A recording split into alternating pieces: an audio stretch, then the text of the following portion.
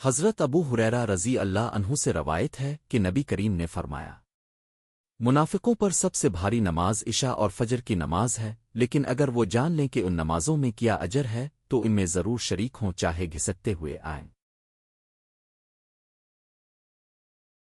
محترم بھائی، جب اب فجر کی نماز چھوڑ دیتے ہیں تو اب جانتے ہیں کہ کیا ہوتا ہے۔ فرشتے آسمان پر چڑھتے ہیں اور ناموں کی فہرستیں تیار کرتے ہیں، اور جب کسی کا نام نہیں ہوتا تو کہتے ہیں فلان نے فجر نہیں پڑھی، اے رب فلان کہاں ہے؟ جواب ملتا ہے، ہم نے اسے سوتے چھوڑ دیا، ہم نے اسے کھیلتے چھوڑ دیا، ہم نے اسے غافل چھوڑ دیا۔ محمد صلی اللہ علیہ وسلم کے دور میں عبداللہ بن ابی بن سلول فجر کی نماز پڑھتا تھا۔ وہ منافقوں کا سردار تھا، لیکن وہ نماز کیسے پڑھتا تھا؟ وہ انتہائی سست روی سے نماز پڑھتا تھا، جس کی وجہ سے فجر کی نماز اس کے لیے بہت بھاری محسوس ہوتی تھی، بالخصوص منافقوں کے لیے۔